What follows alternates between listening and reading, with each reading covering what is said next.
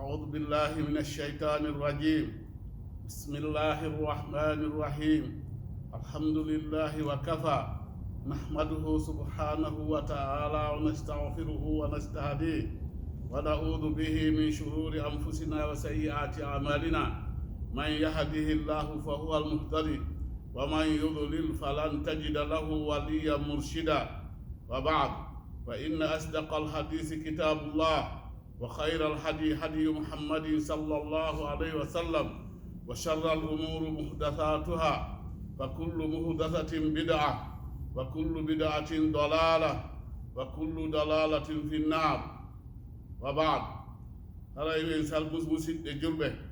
هدين سالمنا بينغوري من دين فو بينغوري من دين فو AMC الهدى ما دو الهدى AMC.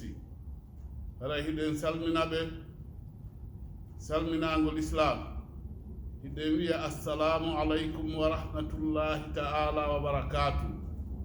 إن يتي الله سبحانه وتعالى إن ترك مكانكو الله yo haforan en junubaji men ɗi. En torike mo kanko Allah yo o yaafo en, o yaafano en. En torike mo kanko Allah subhanahu wa ta'ala yo ittan en nde nawnare arde e meɗen ɗo wiyetende corona virus. haray nde ɗo nawnare ko nawnare hulɓininde, nawnare nde andanɗa hoorema nde jootini tagore nde fof, kono nde jootina Allah. enen ko Allah torotoɗen yo Allah walanno ittan en nde. juulen, itten sadaka, rewen Allah, tuuɓen ruttoɗon e makko, yo o yaafo e junubaji ɗin, o itta tikkere makko nden e men. sabuna kala makko yiiɗen ka aduna ɗo waɗi, haray ko enen woni sabu muɗum. Allahu inni ma asaba min musibatin fa bima kasabat aydi nnas wa ya'fu an kathir. Ma asaba min musibatin fa bima kasabat aydi nnas wa ya'fu an kathir. Kala musiba heɓuɗo en ko sabu enen tagore nden ko faggitiɗen e junubaji. Allah non no yaafo en ko heewi, ayo Allah walanno yaafo en. Etoɗen tun ha anden wondema hiɗen haani ruttade e Allah, jaɓen hulen Allah, gomɗinenmo, wootinɗinnenmo, ɗuyten faale aduna e meɗen. sabuna mi sikki tun ko faale aduna on woni ko woni e fawde yimɓe ɓen faggitade junubaji. miɗo felliti ɗum, miɗo felliti ko yiɗugol aduna ha feƴƴita, ko ɗum ɗo wonde wadde mo kala no rewde no rewi roofi yo heɓu aduna. si ɗum noon woni, geddi waɗay. si geddi ɗin ɗuuɗi, allahu on tikkay.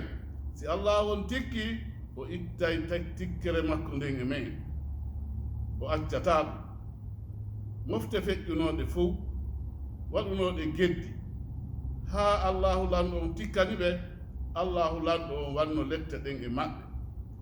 enen en torki Allah subhanahu wa ta'ala kala wonɓe wadde geddi yo Allah on fewnuɓe, waɗaɓe e laawol. wonɓe wadde ko moƴƴi kon ɓen ɗo yo Allah walanno yaafor tagore nde, sabu ɓen noon ɓeydaɓe waɗugol e moƴƴi, ɓeydaɓe e waɗugol ko moƴƴi. ɗum noon nde yewtere ɗo en ala nde juutinde, hankin en yewtunande ka wassabu wiɗen wondema allahu lanɗo on no yewti fii ko honno jaɓi ɓorta neɗɗo. ko hadise goto petti watten ɗo, ko hadis mo Amr bun Shuhayb filli. o wi inna allaha ida ahabba abdan ibtala fa yasma'u sawtahu.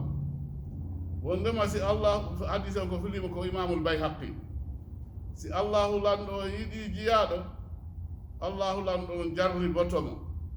o waɗamo examination, o testamo, o dardomo ha o anda o fii yo ɓangu ko honno oɗo jiyaɗo woni, o heɗo ko on ti wolta ko. siko ko moƴƴi, est ce que boni, so wowli ko moƴƴi, allahu lanɗo o ɓeydanamo moƴƴere so wowli ko boni si o tuubi allahu o yaafomo si o tuubali allahu lanɗo o nangitiraymo ko ɗum waɗo sifa ɗe ɗi albalawuji si ari haray julɗo koyo suɓu ko wowla julɗo koyo reeno wona yo o wowlu ko o nani wo wona o wowlu ko yi'i wo e hadise no woodi woni laaɗo mak sallah alih sallam yonani neɗɗo junubu nde o wowla kala ko o nani nde o wowlata kala ko o nani ɗum noon reenugol kala ha mum kon reeno teppe mum ɗe suɓaka yaha reeno kadi dandito kadi ɗum ɗo koko waɗɗi en enen julɓe ɓen haray ko ɗum ɗon woni ko torondirɗen en torki allahu fattike mo kala faatiɓe e nde ɗo nawnaare yo allahu lanɗo yaafoɓe kamɓe e faatiɓe julɓe fof e kala faatiɓe e aduna on tawi ko julɓe woni ko nde nawnaare woni na nde nawnaare yo allahu lanɗo hinnoɓe yaafoɓe wiyen allah mahfir lahum warhamhum waafu an waafihim wa gassilhum bilmai walbardi wassalji wa naqqihim min aldunubi walkhataya kama yunaqqa thawbu labyadu min addanas اللهم أكرم نزلهم ووسع مدخلهم وثبت أقدامهم وزد في حسناتهم وتجاوز عن سيئاتهم اللهم صل على سيدنا محمد وعلى آله وصحبه وسلم هذا يوتر من هande ko humitoto ko ndinel daari ndi allahu lanɗo woni en e neldude ɗo allah neldi en nde ɗo nawnaare waɗo wiruɗen ɗo ni allah no addande en ko ɓuri nawnaare nde moƴƴude ko honɗum woni ɗum allahu lanɗo on hino addude lewru suumaye ndun ko neeɓa e nder balɗe tati ko juuti o hande ndu ɓattike hewtude no gasa e juma haray ndewɗen anndi ko balɗe ɗiɗi lutti ɗoyo ndu daro ma ɗum balɗe tati ko juuti o ɗum noon haray hiɗen anndi ɗum ko nema mo allahu lanɗo on neminiri en wono yewtirɗen naane noon wondema hiɗen haani tuubude rutto e allah waɗa moƴƴere si allah addani en e ndu lewru ɗo e fewndo ɗo haray allahu lanɗo on moƴƴike e meɗen yo allah o jaabinan jaɓan en dewe ko reweten e lewru ndun kon o jaabinana en du'aji men ɗin yo allahu lanɗo on jaɓan en dewe ko reweten kon o jaabinana en du'aji men ɗin o waɗa en moƴƴuɓe malaɓe naatoɓe aljanna yo allah okku en ha okka en aljanna firdaus yo dandu en ha o danda e yiite jahannama yo allah o renan en ɓengureji men ɗin o fewnana en ɓengureji men ɗin haray ko ɗum ɗon woni rewtere men ɗen hannde komin fi suumaye on hiɗen andi suumaye on ko farilla e kala julɗo helli faaɗo marɗo hakkil kala julɗo helli faaɗo marɗo hakkil allahu inni ya ayyuha alladina amanu kutiba alaykum siyam kama kutiba ala alladina min qablikum laallakum tattaqun ko onon julɓe gomɗinɓe allah farlama e moɗon lewru suumayendu woni farilla e moɗon wano farlilano e yimɓe aditiɓe on fiyo on hulu allah ko on woni farilla ka inda ka jannguɓe ɓen jannguɓe ɓen hiɓe sendiri ko wiyete farilla e mustahab e mandu kono ko yewten ɗo ko fi farilla o mustahabbu en e mandu bo gaccen ɗon andigol ɓe inni ko on woni farilla ɓe inni alfard ma yuthabu fa'iluhu wa yu'aqibu tarikuhu ma yuthabu fa'iluhu wa yu'aqabu tarikuhu ko wiyete farilla ko hunde nde andanɗa hoore ma kala waɗuɗo farilla on allahu lanɗo on yoɓaymo joddi moƴƴi allahu on accitirtamo ni allah yoɓaymo si on tigi salike wadde allahu lanɗo o dangitiraymo o lettaymo ko wiyete farilla woni noon hoorugol woni juulugol woni ittugol zakka mo jawdi mum yoni jakka woni hajjoygol marɗo yeru ko hajjire si o salike si o maayi e nder ɗum allahu lanɗo o lettiroyaymo ko o heɓi ko o sali wadde farilla on ko waɗugol farilla on no hari piiji ɗiɗi waɗugol farilla on hara jommum hino jaɓi hii ko farilla ɗum ñaawore mum ko feere waɗugol farilla on hara jommum hino inni farilla on waɗɗaaki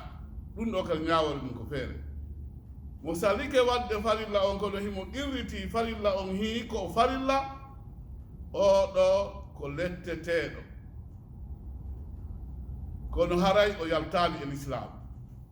haray ko noddeteɗo o tuuba o jaɓa waɗude ko o sali ko amma noon mo salike wadde farilla o tawi modibbo o inni kadi waɗɗaki o yeddi waɗɗagol ngol o salike wadde oɗo haray ko keefeero haray ko haɓeteɗo ha o jaɓa wadde ha o irritoyi farilla on ko farilla Allah o jaɓa kadi wadde farilla o ɗum ɗo senniri ɓeeɗo ɗiɗo ɗum noon haray ngala jutinde yewtere nde yewtere ɗon kono noon en andi tun suumayo mbay Allah lanɗo on addimo e ɗe balɗe hewtayde ɗo ko en fof men en fiɓu annuye ka ɓerɗe meɗen si Allah jaɓi si suumaye on hewti ɓayno woodi kadi ɓe suumaye on tawata ɗe balɗe ɗo e raɓɓinude ɗon gasa hay min o wowlowo hara balɗe an en lanni ɗo e ɗum hara mi feƴƴini kono kala mo Allah acci koyo anni yo o hooray sahabaɓe de laaɗo sallallah sallam ɓe wonino kamɓe si wonino sabboldu si wonino raajibi darike ɓe tonotoɗo Allah yalla tawno ɓe sabboldu suumaye yo Allah tawno ɓe suumaye ɓe weltotono hina sifa ko enen tawata yimɓe ɓen si tawi suumaye ari ɓe ɓittoto e ɓernde ɓe miijo kamɓe tamperaniɓe heege araniɓe heege ara e suumaye e heege yaada suumaye hina ko tampinta suumaye koko moƴƴinta ɓanndu tagaaɗo suumaye koko laɓɓinta ɓanndu tagaaɗo laɓɓina ɓernde tagaaɗo itta naafigaako laɓɓina ɓernde tagaaɗo itta bidi'a e makko laɓɓina ɓernde makko itta shirku e makko ko ɗum woni golle suumaye hino wawi wa waɗugol ekkitagol wa ɗartagol ekkitugol hoore mum goɗɗum ko wayruno wadde yiltito e muɗum watta hala on tigi o wayrino juurude buyi o wayrino ittude sadaka buyi o wayrino hoorude buyi jokkindira joni noon Allah wala no addi suumaye o hooray balɗe 50 o jokkindira o ittay sadaka e nder suumaye o ayi o juulay buyi e nder suumaye o ɗo haray ko ɗum ɗo woni ko suumaye wallata tagaaɗo mi andira en noon hunde wotere suumaye on hoorugol ngol fof no wondani e tagaaɗo nafoore e ɓanndu makko ndun taw ɗo e yaade e nafoore wonande moftere baka Allah nden kanko hoore makko on taho si goɗɗo no hoorude o woni o haray ɓanndu makko ndu foygitoto ngii mbusowi nebbi wonay ngi e nder reedu makko ɗum ɗuytoto si goɗɗo no hoorude o ala e ñaamude sayi wo sayi ɓanndu makko ndun janɗirtano wona gufu gafa bette makko ɗen heewa so yi jooni ñaamowo bimbi haa kiike no jokki tun no ñaama hoorugol ala ɗum ɓittinay mo hay foofaano mum ko hon ɗum waɗi a ndaaray tawa modibbo himo ɓitti hino njanda tun hino njanda si ɗum jooɗike takko ma foofaano won hino towɗo no towna tun no foofa tun no towna no foofa tun no towna mara feere foofaango mum kono si on tigi no hoorude hay joppe ɗen hentoto joppe ɗen ko ɗon henndu foofeteen ndu yaata ɗen ɗon hentoto on tigi o ɓittere iwa e makko ayi henndu ndu heɓa no naatira ndu heɓa no ndu yaltira hala no foygiti ko ɗum woni hoorugol ko si hoori hadise mo ɓe inni kono hadise o goɓɓe no inni ɓe inni o sella wo suumu tasihhu hoore fiyo on heɓu cellal kono haysi tawima hoorugol ngol en ndaaray tawen hii haysi naafi konko on hadise ɗon en ndaaray tawen hii hoorugol ɗo wondi e cellal ndaaren diina Allah kan Allahu lanɗo on hino waɗi ka waɗani ka nafoore e tagaaɗo joni hay ngannde hila yewta ɗum ka kalimatul haq tagaaɗo himo haɗa ñaamugol haara paadaranno feƴƴa waalo jemma ɗaano se ndaare tawi ɗelaaɗo meɗen sallallah alih wa sallam koye alansara hakkunde fala e alansaraɓe hirsotono ndaren si goɗɗo ñaami ha haari e hakkunde fana e alansara o salligike o seppiya yahi ka juulide ma ɗo yahi ka juulde ndo yaali o hewti noddinama o juuli darde ɗiɗi futuro juulama o juuli darde ɗiɗi o woni ɗon ha geeƴe juulama geeƴe noddinama o juuli darde geeƴe juulama o juuli geeƴe hawgay no watti ɗon sappo e witiri haray o waɗi sport ko wiyete kon exercise ko yoni haray so yahi o haaliki haray ɓallu makko ɗum no fowti hino foyɓiti ɗum ɗo ko telen cel nema ko allahu lan ɗo waɗi e dewe makko ɗen fii ɓandu taga ɗon joni noon ma hen ka fii suumaye ɗo ka hoorugol ɗo hadise mo abou saïd al-khudri filli ɓe maaki nelaɗo sallah sallam maaki mo hoori ñallal allahu lan ɗo woɗɗintinnira yeeso makko ngon yiite jahannama ngey ɓeru ndunguji 50 yeru sabu ina harifan harif ko ndungu duuɓi 50 woɗɗitorta yeeso makko ngo woɗɗitorta yiite jahannama ko honɗum wiɗon mo hoori suumaye balɗe 30 ko hombo andi yeru ko kiloji ko on tigi woɗɗodirta mayruji ko on tigi woɗɗodirta yiite jahannama yo allah lan ɗon hokku ɗum o hadise le ko abou saïd al-khudri fillimo hadise on ko fottanaɗo hadise mo nelaɗo sallah sallam maaki e fi korka mo abou hurayra radiallahu anhu filli abou hurayra ɓe filli ɓe maaki nelaɗo sallah sallam ɓe maaki qala allahu taala wonde allahu o wi kullu amalu bini adama lahu illa sawm fa huwa li wa ana ajzi bihi kala golle ɓiɗɗo adama ko o gollata ɗo baraji ɗin hino woodani kona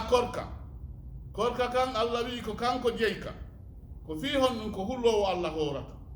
goɗɗo hino naata e suudu ha gayna o ombito o ñaama himo yaha himo wona ka wirni tun o ñaama siko fiimowo o fiima siko yarowo o yara waɗowo ko boni o waɗa so ari hakkunde jama o ngo hollito wonnema himo hoori kono mo huli allah ɓay ko woni fi kolka kon ko fi kulol allah mo huli allah ha o gayni o hooriri no hoorirte noon allahu lanɗo on haray no heltinani mo joddi feere ko wattoda e ndi joddi ndi o yoɓatamo golleji luttuɗi o watta o yoɓaymo ɗin ɗon kadi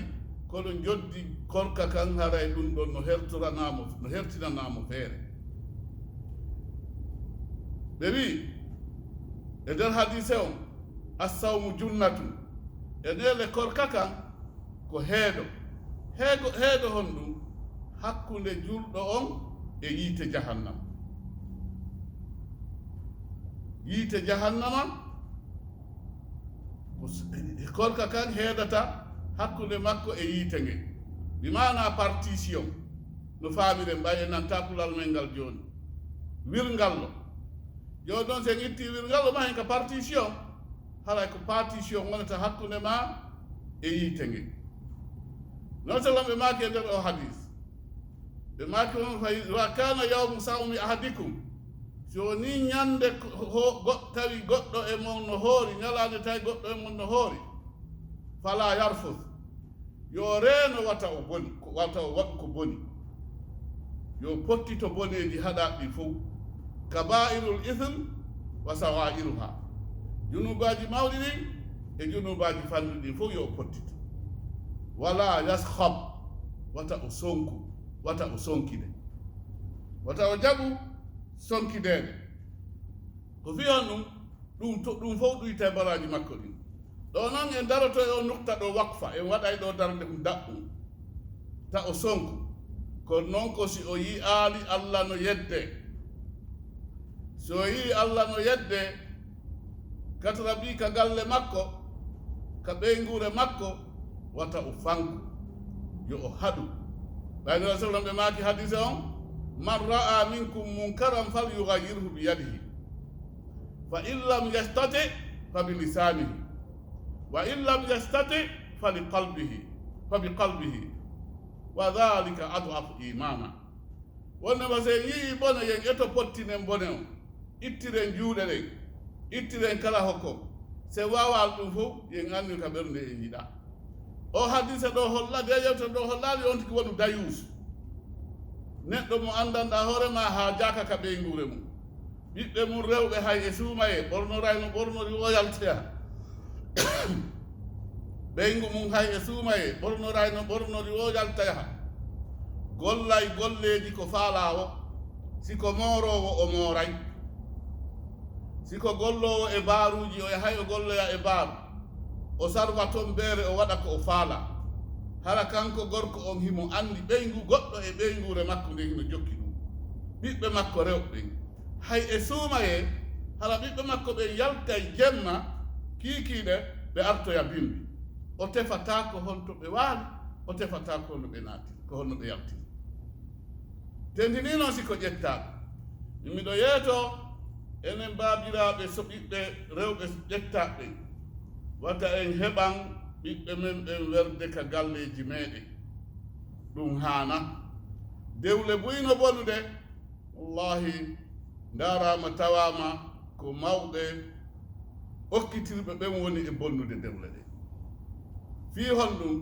ɓe haajaka ko ɓiɗɗo maɓɓe o woni wo ko ɗum ɓe nanata ɓe heɗanta ko moodi ɓiɗɗo maɓɓe gorko on noon hara ala feere ayi debbo on waɗay ko faala o suusata wolde wano Amérique ɗo min inna ko Amérique a piyata a yennata a piyata a yennata kono a pottitoto heɓu ɓernde pottitagol neɗɗo mo hulaali Allah ta jaɓu o wona hakkunde ma takko ma arabum ɓeyne e haala arab wala tusahibu illa man yaziduka fi tuqa wala tusahibu illa akha taqwa wata a jaɓu wondude ko wanamo mo hino ɓeydane kulol Allah wala wata a jaɓu wondude e musidɗo kulol Allah wiyonno watto ni moɗen juulen mahen juulen ɗum ɗo fewndike ɗum ɗo dewal ngal ɗo dewal fewndike ngal ɗo dewal kadi fewndike mahen rewen Allah wondu e on ɗo ta jaɓu wondude e neɗɗo ɗuytanowo makkulon Allah ɗuytane diina ta wondu e on ɗum ko dañu siyagal ka ɓeygure ma wata mo jaɓa ɗum yaka ɗo wala yaskab ta o jaɓu haɓidede sonkide kono noon wata o jaɓu geddi ɗin kadi rewa takko makko feƴƴa hara himo fanki ɗo noon somi so ɓe watti hadis o ɓe maki walladi nafsu muhammad lusatihi ɓe maki ɓe wondiri on mo fittade laaɗo mamadou sallah sallam woni e juuɗe mum la halufu yad fami sa'im atyabu indallahi min rihil misk ɓe maki ɓe wondiri on mo fittade maɓɓe woni e juuɗe mum ɗum ko allah subhanahu wa taala ɓe maki ko ɓurgol kala hooruɗo allah ɓuri yiɗude e ndi labbunde misk ɗo kadi daro e waɗen ɗo kadi wakfa accon hakke ɗum ɗo kadi innaka wata o goso fiyo hunduko makko kon luuɓu na ɗum ɗo on tigi famata julɗo no haani gosade laabi 12 e nder ñallal ko fandi o e nder 24 heures on reereji no gaynayi ɗin neɗɗo no haani gosade laabi 14 mi limanayi ɗi en ɗo ha timma julɗe farilla ɗen jowi neɗo sallam ɓe maati jano tawno fiwata ɓe sattina jiyaɓe maɓɓe ɓen ɓe yamirayno ɓe yo ɓe goso say ɓe juulata o e hadise goo saa'i ɓe salligotowo en heɓi laabi jowi si on tigi ɗaanike o fini koye o goso en heɓi laabi 6 mo ñaami ittikoje koye o goso en heɓi 7 mo soƴƴi koye o goso en heɓi 8 si o hirtike koye o goso en heɓi 9 si o mo waalade koye o goso en heɓi 10 si o yahi o neeɓoy o arti ka suudu makko yo goso o salligo en heɓi 11 so o wowli haa jiwtiyade mo wowlinta ɗo ni hino yiɗanamo yaagol goso par ce que ara piiji ɓuywi kawnu makko ƴawi ka reedu makko ƴawi ko luuɓintare hunduko ko ɗum kadi yo goso en heɓi laabi sappoji woɓɓe no naɓi haa ɓuri ɗum kono ɗum ɗo fof ko fii laaɓal ko allahu lanɗo yamiri ko ɗum ɗo allahu yaali wata o tigi o goso on wadiraɗo watte hadise o lissaimi farhatani hoorowo no mari weltareji ɗiɗi weloji ɗiɗi o weltoto si o huntike o weltoto ñande o fotti e o fottoy e joomiraɗo ɓayti o fotta e joomiraɗo makko hino fellita enen julɓe ɓen e yiyay allah ɓe wi ñande darngal ngal sallam ɓe maaki wondema si naatoɓe aljanna ɓen fof naati ɓe hewti ka aljanna ɓe tabiti allah aroya taw ɓe inayne on weltori ko yoɓa ɗon kon ɓe inahi ɓuri ɗum ɗo ala oynan no lutti ko faalo ɓeyde ɓenen ɗum ɗo yoni raɓɓinɗina woni hadise o oynan no woodi komi okkata on hande ko on heɓaali taw hande on yiyayla allah feeñana ɓe nden ñande o yiyaɓe ɗon anndi noon allah yi'ugol mo ngol ɗum ɗon haɗa o eltigite maɓɓe ɗen ɗon anndi annabi moussa alayhi salatu wassalam nde winno rabbi arini anzur ileyka allah hollanmi ndaare allah o innimo ko innaka lan tarani a wawata lañide walakin unzur ila aljabal ndaaru fello ngol fa in istaqarra makanahu fa sawfa tarani si fello ngol tabiti a yiyaylan alhamdulillah non annora jomiraɗo on feeñanno fello ngol munci annabi moussa yani o faɗɗa haray ko ɗum ɗo woni ko annduɗen ko haani wonani ko ɓure namdoɗen ko ɗum ɗo woni ɓure ɗe jantotoɗen e ɓure fii korka haray mi faalano ƴetten masalaji seeɗa ƴetten ɗi ko yowiti e korka ƴetten ɗo fii yi'ugol lewru ndu allah wani ka qur'an wata hoorugol ngol kono humodiri e yi'ugol lewru ndu faman shahida minkum shahra falyasum yiiɗo e meɗen e lewru ndu wo yo hooru hara jama on waɗɗike ɓe hoorugol si woni ko aaden nunduɗo hoolaaɗo yi'i ndu wala si tagaɗo hino haani reenaade o eto heɓa hoolaare e jaɓa ka o woni ɗon hara so yottini goɗɗum jaɓete katara jiwa no suumaye ko siko jarriboɗaɗo fenaande haray dartete siko goonga e si tawi hina goonga joni noon nel sawan ɓe maaki suumu li ru'yatihi waftiru li ru'yatihi fa in gumma alaykum fa akmilu iddata sha'ban 30 ɓe maaki hoorire yi'ugol lewru ndu huntoro yi'ugol lewru ndu bi ma'ana ko sa yiiɗen lewru ndun si hoore say lewru ndu yi'a si tawi cuddu woni hakkunde mon e kammu ngu haray timmineji lewru sabbudu suumaye ndu 30 fuɗɗo ñande 50 ka wiyete ɗon ko go'o hooro nden ñande joni noon itten ɗo masala ɓe wi wondema hoorirtaake kontore hoorirtaake kontugol tum wi'ugol tum hande ko 17 jango ko nogay pat jango ko 19 ɗa ko hey hande de woni 30 naaɗu ma on tigi o yi'a lewru ndu so o yi'a lewru ndu haray kolka kan ka waɗɗaki mo ha o yi'a lewru ndu ma ha